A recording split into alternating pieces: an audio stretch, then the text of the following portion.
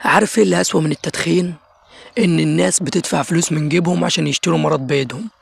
ويمكن تقول ايه يعني ما كل الناس بتدخن؟ بس خليني احكي لك حكاية صغيرة. كان في واحد اعرفه، بدايته في التدخين لما كان قاعد مع اصحابه، مدوله سجارة وقالوا له خد اشربها مش هتفرق. فقال لهم ماشي، هي واحدة مش هتأثر. عدى كام شهر بقى كل يوم يشتري سجارة ويشربها في اليوم. بعد سنة كاملة بقى بيشرب علبة كاملة في اليوم. هو كان فاكر إن السيجارة بتريحه، لكن في الحقيقة اللي بيرتاح هو النيكوتين لما بيوصل للمخ. يعني المتحكم في جسمه هو النيكوتين. وفي نهاية المطاف ما بقاش هو اللي ماسك السيجارة، وبقت هي اللي ماسكة فيه. لو جينا اتكلمنا عن أضرار التدخين، فكل سيجارة بتشربها بتسحب من عمرك 11 دقيقة. يعني لو بتشرب علبة في اليوم ففي 3 ساعات من اليوم بتطير من عمرك. والتدخين كمان مسؤول عن 8 مليون حالة وفاة سنويا، ودي مش مبالغة. السيجارة الواحدة فيها 7000 مادة كيميائية، منهم 70 مادة مسببة للسرطان. ده غير طبعا أمراض القلب والرئة وضعف التنفس وتدمير مناعتك وبلاوي تانية كتير بيعملها التدخين.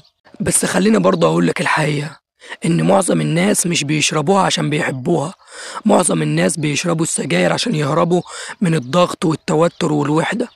السجارة بالنسبة لهم عاملة زي العكاز اللي بيمشوا بيه، مع إن قادرين إنهم يمشوا من غيرها. وده الجزء الأخطر، إنك تعيش حياتك متخيل إنك ما تقدرش تستغنى عن حاجة هي أصلا بتدمرك.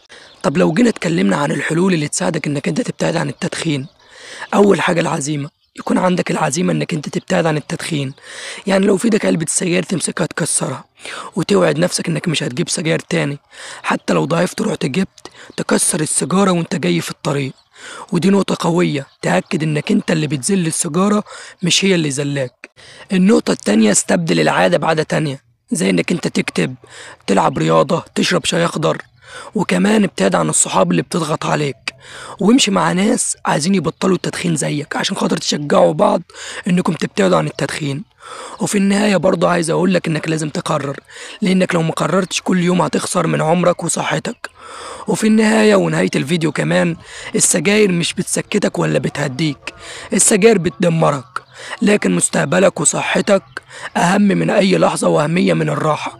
فهنا السؤال اللي هسأله ليك، هل أنت عايز تعيش أسير للسيجارة ولا عايز تعيش حر؟ بس كده خلص الفيديو بتاعنا، وقولوا لنا الآراء بتاعتكم في الكومنتات. سلام.